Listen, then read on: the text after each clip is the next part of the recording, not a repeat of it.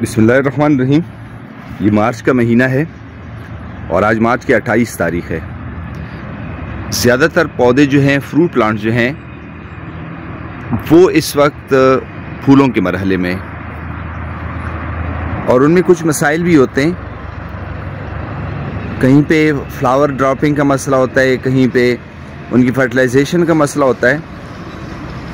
जो ज़्यादातर एक बड़ा मसला होता है आजकल इन पौधों का, जो फ्रूट प्लांट्स है, उनमें फ्लावर ड्रॉपिंग कि फूल जो है वो गिर जाते हैं। जिस तरह कि आप ये देख रहे हैं, काफ़ी सारे फूल जो हैं आपकी। ये सिट्रस का एक प्लांट है और सिट्रस का पौधा है और इसके फूल आप देख रहे हैं, बहुत ज़्यादा फूल जो है इसके नीचे गिरे हुए। इसकी फ्लावर ड्रॉपिंग जो है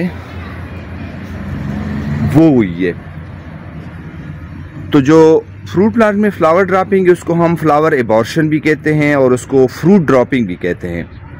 और इसकी जो है वो मुख्तलिफ वजूहात हैं, कोई एक वजह नहीं है। तो आज की वीडियो में इस बारे में बात करते हैं। तो आइए शुरू करते हैं वीडियो।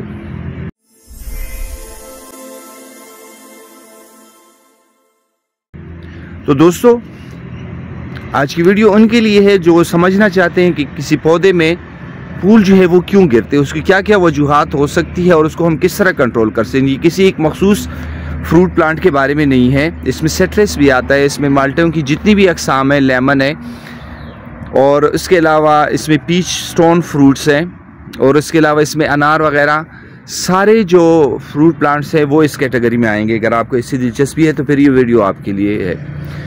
तो जैसा कि मैंने कहा कि इसको हम फ्रूट ड्रॉप, फ्लावर ड्रॉप या फ्लावर एबॉर्शन भी कहते हैं। इसकी मुख्तलिफ वजूहात होती हैं, जिनमें पोलिनेशन के मसले भी हो सकता है, उनमें न्यूट्रिएंट डिफिशिएंसी का मसला भी होता है, इसमें एनवायरमेंटल फैक्टर्स जो है वो भी हो सकते हैं, और उसके अलावा स्ट्रेस हो गई, पानी कमी, ज़्यादा डिजीज़ या कीड़े मकोड़ों का हमला जो है वो, ये सारे जो है इसमें शामिल हैं। तो सबसे पहले हम जो है फिजियोलॉजिकल रीज़न जो है, फिजियोलॉजिकल रीज़न पे अगर हम बात करें तो इसमें सबसे पहले पोलिनेशन और फर्टिलाइज़र। अब पोलिनेशन और फर्टिलाइज़र ये बहुत एक अहम वजह है। अगर तो आपके पौधों की जो पोलिनेशन है वो मुकम्मल ना हो तो फिर जो है आपके फ्लावर जो है वो, इनकी ड्रॉपिंग जो है वो हो सकती है। वो किस वजह से?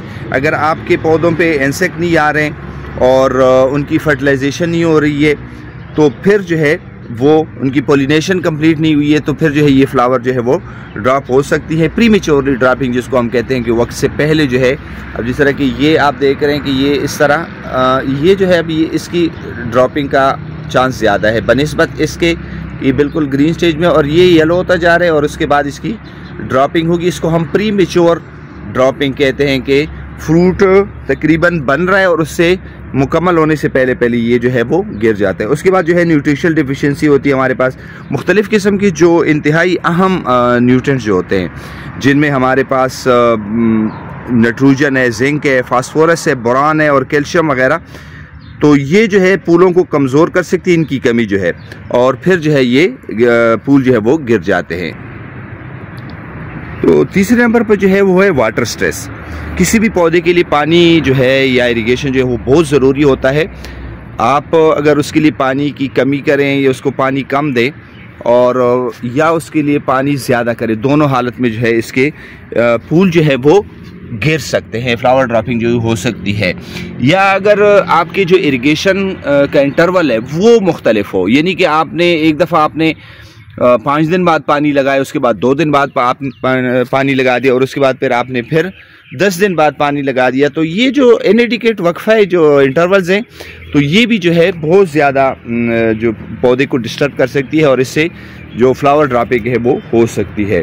अच्छा, उसके लिए है कि फिर जो है मुख्तलिफ जो उनकी जो रिसोर्सेज होती है, न्यूट्रिएंट्स वगैरह, उनके लिए कंपटीशन जो होती है। तो अगर एक्सेसिव कंपटीशन हो मुख्तलिफ फ्लावर्स और फ्रूट के दरमियान, तो न्यूट्रिएंट्स के लिए, तो वो भी जो है फिर फूल गिरने का एक रीज़न जो है वो हो सकता है। और उसके बाद जो है हार्मोनल इम्बैलेंस जो है, हार्मोन जो मुख्तलिफ किस्म के जो पौधे में होते हैं, जैसे कि ऑक्सीन है या इथाइलेन है, तो ये जो है ये भी फ्रूट और फ्लावर ड्रॉप जो है उसमें किरदार अदा करती हैं। अच्छा, उसके बाद जो मेन कैटेगरी है सेकंड नंबर पे, एनवायरमेंटल फैक्टर, जो मौसमी कैटेगरीज हमारे पास होती हैं, जिस तरह के उनमें सबसे पहले जो है वो एक्सट्रीम जो टेम्परेचर है, बहुत ज़्यादा ठंड हो जाती है या बहुत ज़्यादा गर्मी हो जाती है, और उसमें जो आपके पौधा जो है वो डिस्टर्ब हो जाता है और उनके फूल वगैरह जो है वो गिरना शुरू हो जाते हैं या वो गिर जाते हैं। और दूसरे नंबर पे जो है हैवी रेनफॉल है, बहुत तेज़ बारिश और जलाबारी अगर हो जाती है, जिस तरह की ये कल हमारी तरफ हुई है, बहुत तेज़ बारिश हुई है, जिसकी वजह से ये पौधों के फ्लावर जो है, ये देखें बहुत ज़्यादा फ्लावर जो है वो गिर चुके हैं, उनकी फ्लावर ड्रॉपिंग हुई। रात को इंतहाई तेज़ बारिश हुई और उसमें हल्की जलाबारी भी हुई है। तो इस तरह अगर कंडीशन आ जाए तो वो भी जो है आपके फूल जो हैं वो गिर सकते हैं, और तेज़ हवा अगर हो वो भी आपके फ्लावर्स को जो है वो गिरा सकती है मुकम्मल तौर पर। अच्छा, उसके बाद जो मेन कैटेगरी है डिजीज़ एंड पेस्ट, मतलब जो अगर बीमारियां और इंसेक्ट कीड़े मकोड़ों का हमला जो होता है, वो भी एक वजह है आपके पौधों की फ्लावर और फ्रूट ड्रॉपिंग में। उसमें जो सबसे पहले वो डिजीज़ में बीमारियां जैसे कि पाउडरी मिल्ड्यू है, डॉनी मिल्ड्यू है, बैक्टीरियल स्पॉट है, तो ये जो है आपके फ्लावर की जो डेवलपमेंट है उसको मुतासिर कर सकती है और प्रीमेच्योर फ्लावर ड्रॉपिंग जो है वो हो सकती है। अच्छा, पेस्ट इन्फेस्टेशन जो है, इंसेक्ट्स हैं, फ्रूट फ्लाई है, एफिड्स हैं, लीफ माइनर है, और उसके अलावा मुख्तलिफ़ किस्म के इंसेक्ट हैं, अगर उनका अटैक आता है दरख्त पर तो भी आपकी जो फ्रूट और फ्लावर जो है, प्रीमेच्योर फ्लावर फ्रूट ड्रॉपिंग जो है वो हो सकती है। इसके अलावा अगर पौधे के नीचे जगह जो है वो सख्त है, मिट्टी कम है, तो उसके जो जड़ें हैं वो ज़मीन की ज़्यादा गहराई तक नहीं पहुँचते, वहाँ से उनको न्यूट्रिएंट उठाने में मसला होगा और फिर जो है वो फ्लावर जो है वो ड्रॉप हो सकते हैं। उसके अलावा आपके पौधे के अगर लीव्स जो है वो अनहेल्दी हों, कमज़ोर हों, उन पे इंसेक्ट की वजह से अटैक हो या कोई और जो खुराक सही नहीं बना रहे हों, उसकी वजह से आपके पौधे के जो फ्लावर जो है वो गिर सकते हैं, फूल जो है।